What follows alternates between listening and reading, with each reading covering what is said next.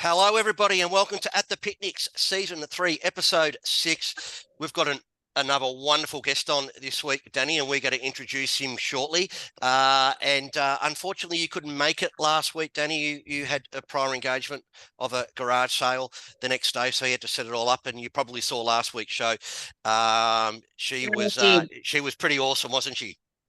Love Vic. Vic's great. She's got such a wealth of knowledge, and it's so interesting to hear the race calling perspective. And of course, she's gone off into the greyhound racing and stuff. And I was really lucky. I got to travel with her with the Arabian horse racing, which she was one of the callers and presenters for that as well. And yeah, she's got a fantastic outlook on how to do things and women in racing and that sort of thing as well. She's really great. Lots of good value there. We're going to get her back in a couple of weeks, but she's going to go through the history of women in racing, which I'm really, really looking forward to. She's just a wealth of knowledge, that lady. So yeah, she is. Last Saturday we had Yay. It was a bit of a hot day, the first sort of hot one we had, but it was a wonderful meeting. Highlights were Sean Cooper got the one winner, so he's gone to the top of the table of the jockeys. Don Dwyer got a double, so he's gone to the lead for the trainers. And a big congratulations to Stacey Kirkpatrick.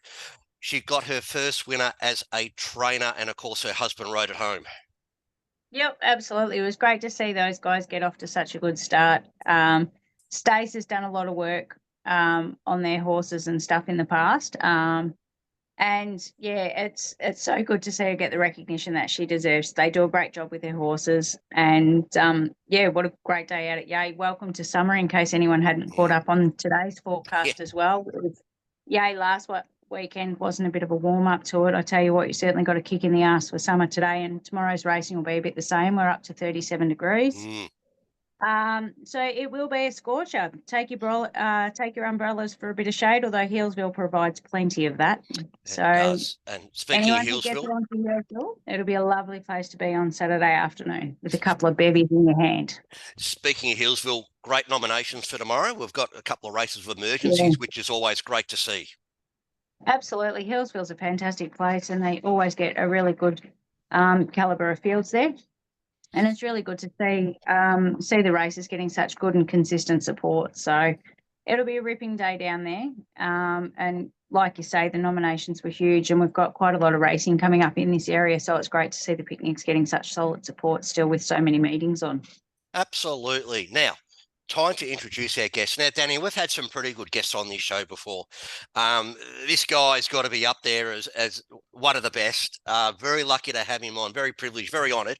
Now, we're going to introduce him as race caller, TV presenter, and his new position is Country Racing Regional Services Manager, Picnic Races Gippsland. That's apparently how you introduce it. Hello, Adam. Thank you so much for joining us, mate. We really appreciate it. Paul, Danny, thank you for inviting me. Now, I've been watching this podcast for a couple of years now, and it's good to be involved. You're a legend, mate. We've been going to get you on for ages. None of us have been able to cross paths at the same time and make it happen. So it's great to finally have you on board. No, I did make a promise to come on this season. I think my promise might have been for the first show. So I broke that promise, but forgive me. I'm here about 6 weeks later. You're right, mate. You're right. Now, the first question we always ask people when they come on the show, I mean, you've got an involvement in horse racing. How did you first get involved, Adam? Completely through my dad, who got the racing bug as a teenager. He was, I guess, like me, not involved with a hands-on sort of approach to horses. He was just a keen race goer that would sort of go to the races as much as he could, do the form, have a punt, hang out with his mates on a Saturday. So I tagged along from a young age, and I've got very vivid memories of the old Caulfield grandstand, and even being carried up in the back of a pusher with he and his best mate Keith up the old back of the stairwell there. And I've got it probably wasn't too many meetings through the late 80s, early 90s on a Saturday that I didn't go to on a Saturday in town. I was born and bred in Elstonwick, just a stone's throw from Caulfield, but I went to all the main metro tracks, and that's where I got the bug for horse racing. And it was probably I would say grade 4, grade 3, where I knew I wanted to be involved. I was going to the races all the time. I enjoyed doing the form. I'd be having my little 50-cent Cornellas on the races. And I was wondering how on earth I could get involved. Also, that I didn't have any real connection to the horse, being a city kid. And at that stage, I was doing a bit of drama and debating, public speaking in primary school, and had a few leadership roles. And the sound of the race caller, and I have memories of Bill Collins at Caulfield leading out the box and waving down to me as a kid. Something sparked my attention about the sound of the race caller and the importance of the race caller in telling the picture. And so from an age of, let's say grade 4, grade 5, we're talking about 10 or 11, that's what I wanted to be. And I've got old sort of paperwork from the classroom back then, where the teacher gave us a form to fill out. What do you want to be? You know, kids put fireman or doctor, nurse, and I put race caller. So it was back then is when I knew that's what I wanted to be. Now, quite often you don't actually go down the path of ever doing that, but you know, I made it. I made my sort of job to find out how to get involved in race calling and what the path was. And there really isn't a set path, but yeah, that's kind of the early part of the journey, and here I am.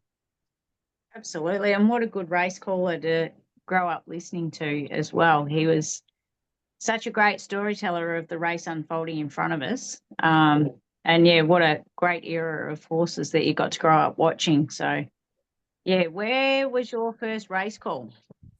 My first race call was Alexandra in 1999. The process for me to get there was I had seen a couple of young callers, and one of them was Matt Hill at the time. He was a few years older than me, stand in the back of the grandstand and call into a tape recorder. And so that's what gave me the hint, well, that's what you do to kind of go on that path to be a race caller. You need to practice. You don't just rock up and suddenly be able to do it. So I kind of asked a few questions and followed suit, and then I was next to Matt and a few other young callers at the time, learning my craft by simply just calling to myself in the tape recorder with the binoculars on a stand in the back of the grandstand, and later I'd get invited to a spare broadcast box away from the crowd. But I did that for about 2 years, and then back in those days, late 90s, still cassette tapes, sent cassette tapes to all the picnic clubs. And I got a response from Alexandra, and Jeanette Clark was the secretary at the time, and she had run my tape through the committee meeting, and the committee thought, I called okay and thought it was a good idea to get me to Alexandra, and she went through Bill Quinn, who was calling Alexandra at the time. And so it was Bill who gave me my first opportunity.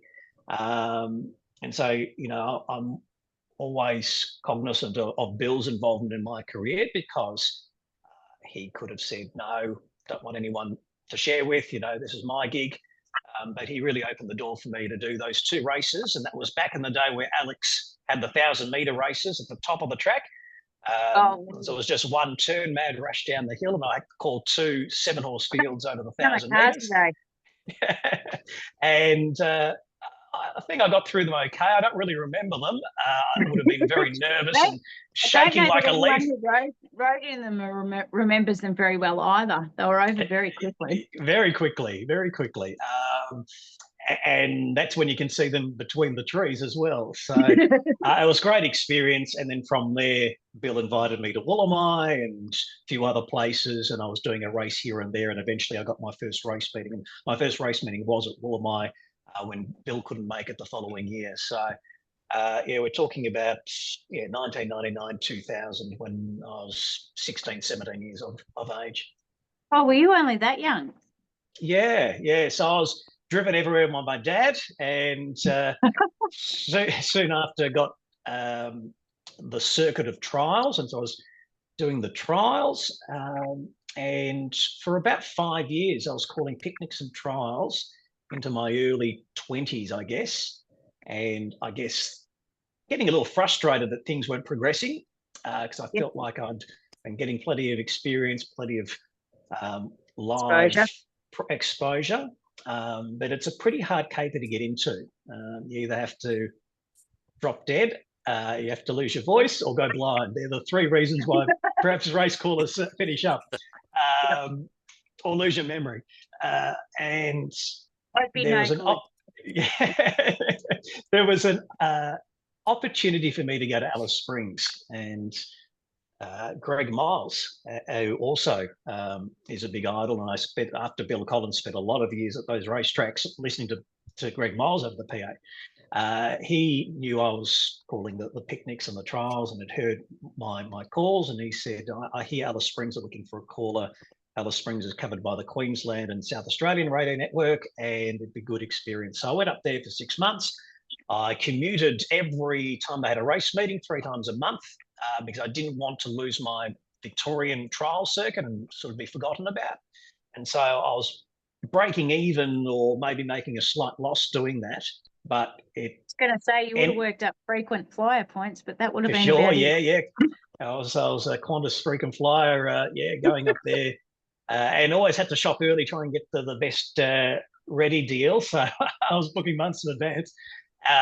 But what that did was open up the door for, fortunately, TVN, which started later that year in 2005.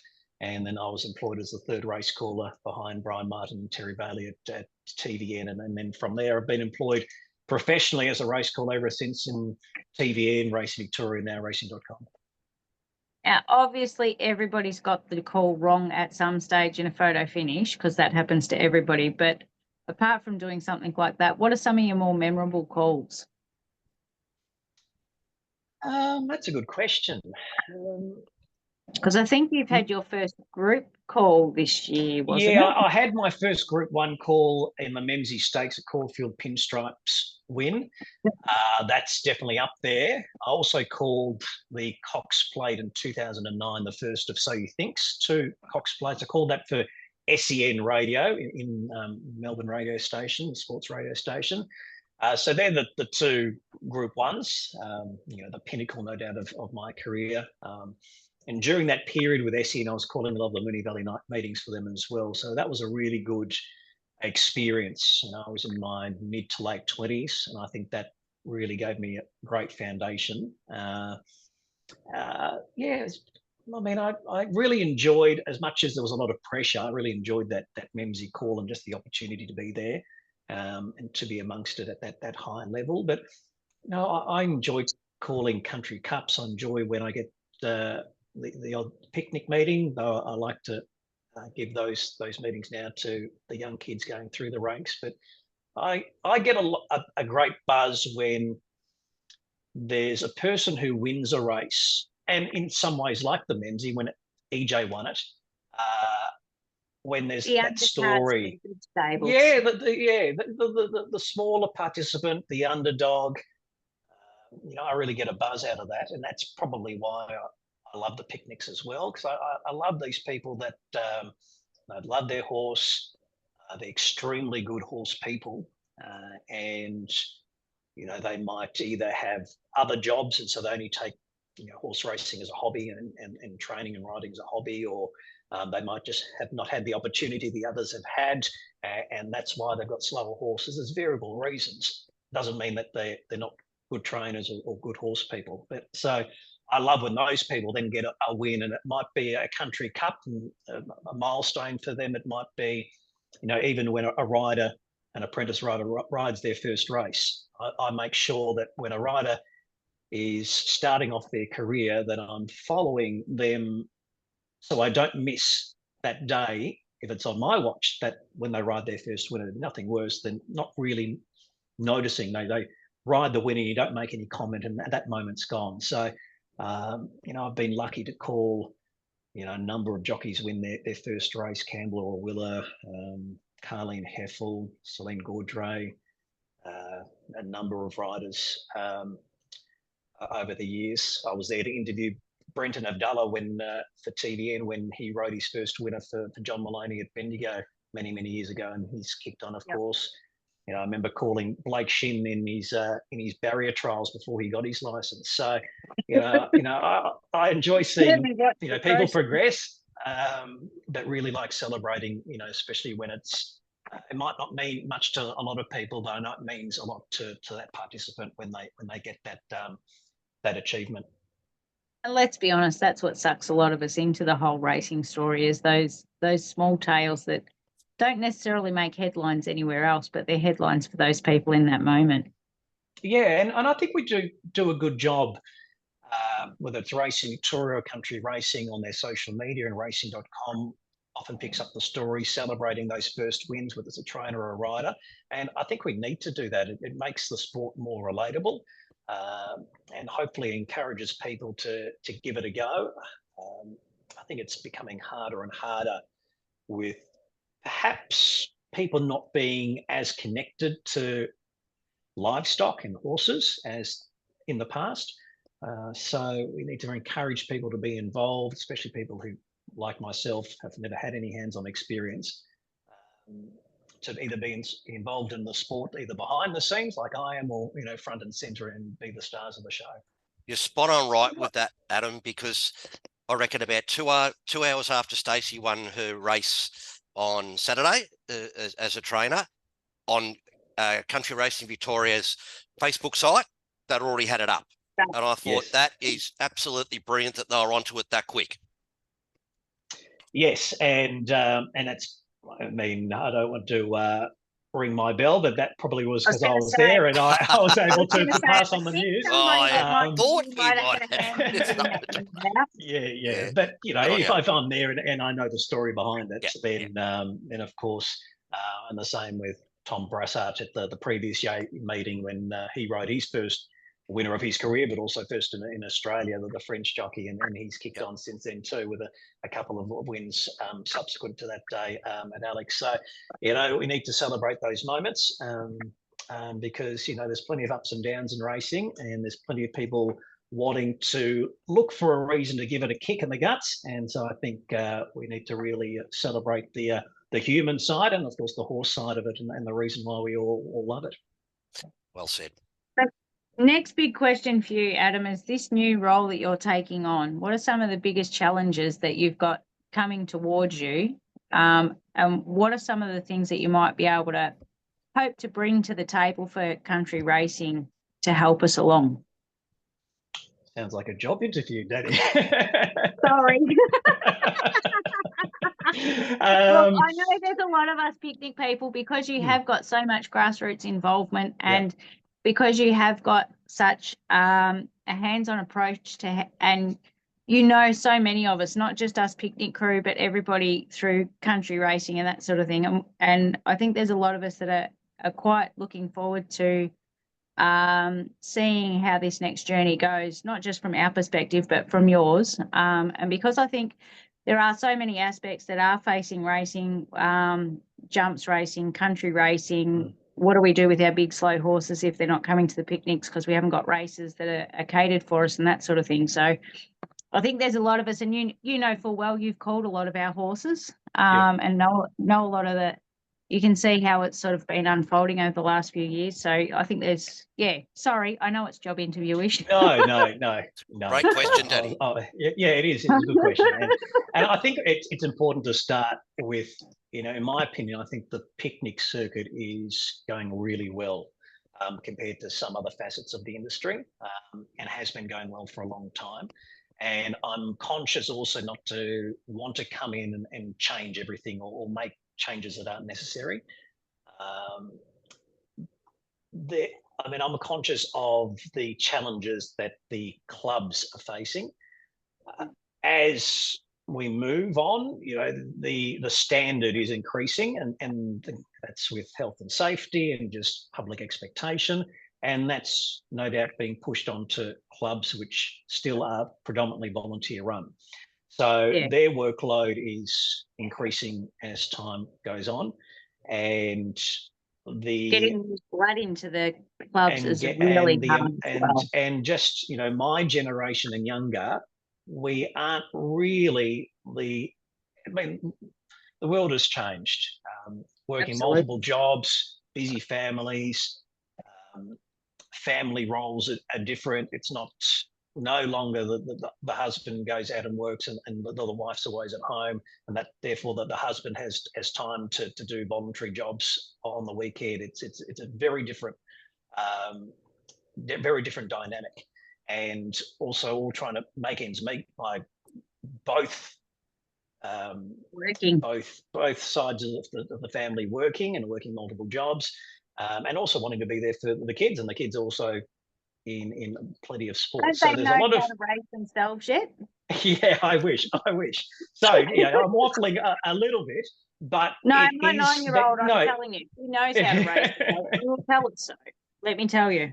Yeah, and so we need to encourage people to get involved, and also there needs to be some intrinsic value for them. Why am I going to give up my time and help out a club for no financial reward? And that's a big question with all volunteerism. But there is definitely an issue with, and it's not just racing, it's with footy clubs, it's with any small organisation. How can we get the community involved into your local club, local charity, local service, church group, whatever?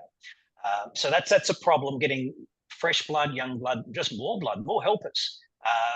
If every club had more people, the job would be done, and shared across more people, and it'd be easy for everyone.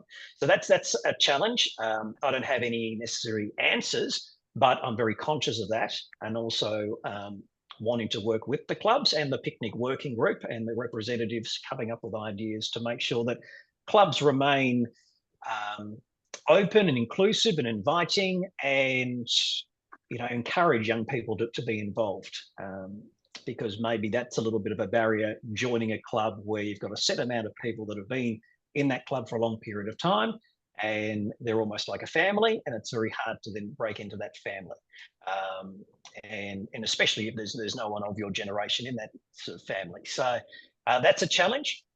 You make mention of the horses and making sure that we're able to cater for the slower horses.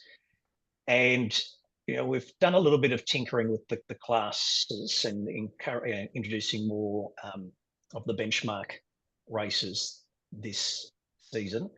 And we'll be looking at that, whether that is a way to transition away from trophy races, or whether there's a mix of both trophy and benchmark races.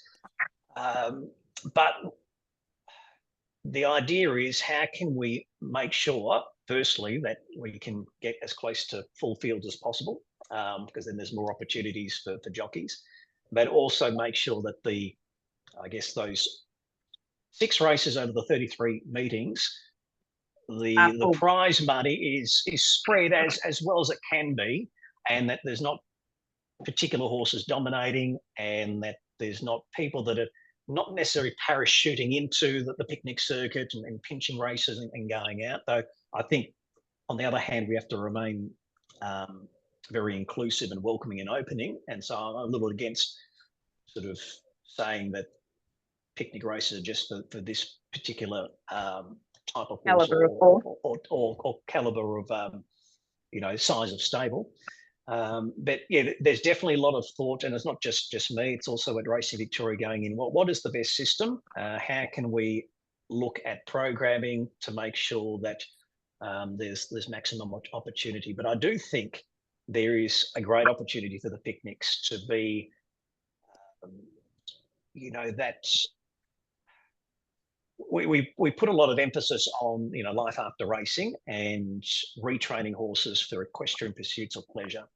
But I do think there's quite a number of sound horses that are perhaps prematurely retired because they're not competitive in TAB meetings, that could easily continue racing and be picked up by people that want to race them at the picnics. Yep. How do we encourage that more so? How do we get more people involved in racing those horses? Of course, prize money is one. Are there incentives for taking on those horses and then rehoming them? Because I know we've got a rehoming problem. There's a lot of people in picnic racing that come up to me and say, "Oh, do you remember this old horse from the picnics 10 years ago? He's still standing in my backyard.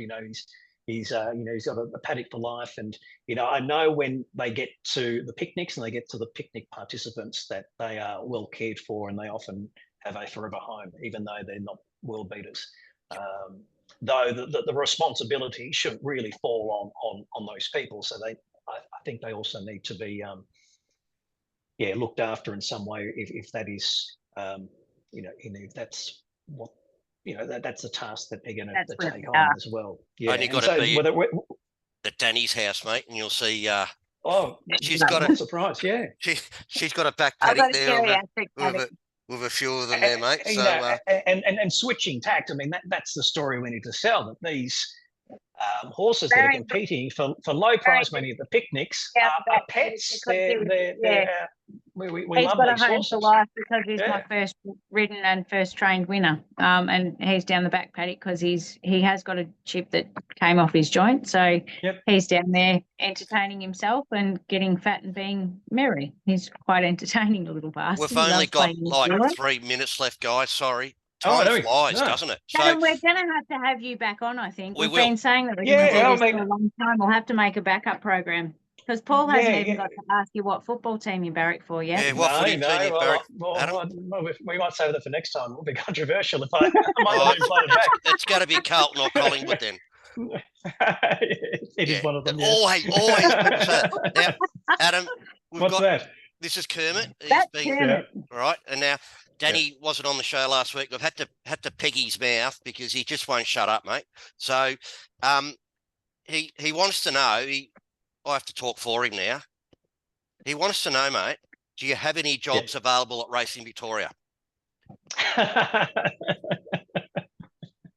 No, not at the moment. Sorry, he could take the phone call complaints. Yeah. We won't be able to answer that. Could the handicapper maybe need a hand or something like that, mate? No? Maybe we can find a role for him somewhere. He can answer the phones for you. You can find...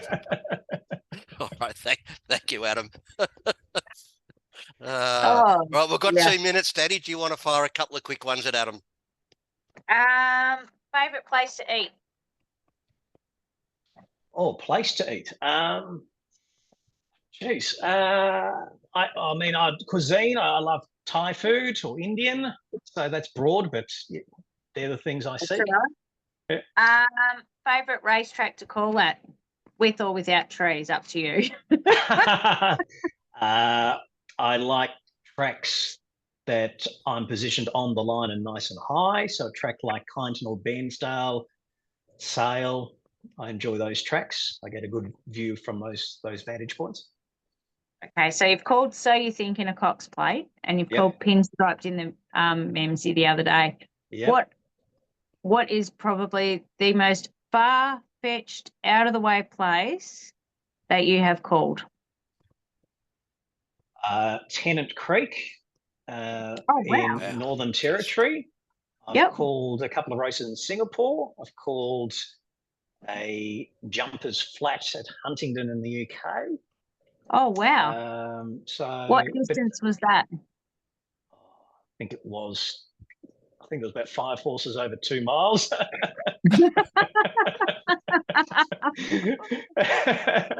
It seemed to go forever. With that many in it would have. Yeah. So I've called. And of course I'm on this bucket list voyage, trying to call it every Victorian track, and I've got 4 left. So I'm getting there, and I've called it. What are your 4 that are left? Okay, we're going to get cut off, guys. Sorry, I don't want us to get cut off. We'll get you back on, Adam. Second time. Absolutely. Sure, next time. Thank you so much, Adam. You're a legend, mate, and I'll be in touch, and we'll get you back on. And good luck to everybody at Hillsville tomorrow. Please put your sunscreen and hats on. And thank you to Picnic Bet, as always. Thank you to Fran and Pete for putting this up on the Facebook site for us. Absolutely. Good luck, everyone at Hillsville. Have a great weekend. Take care.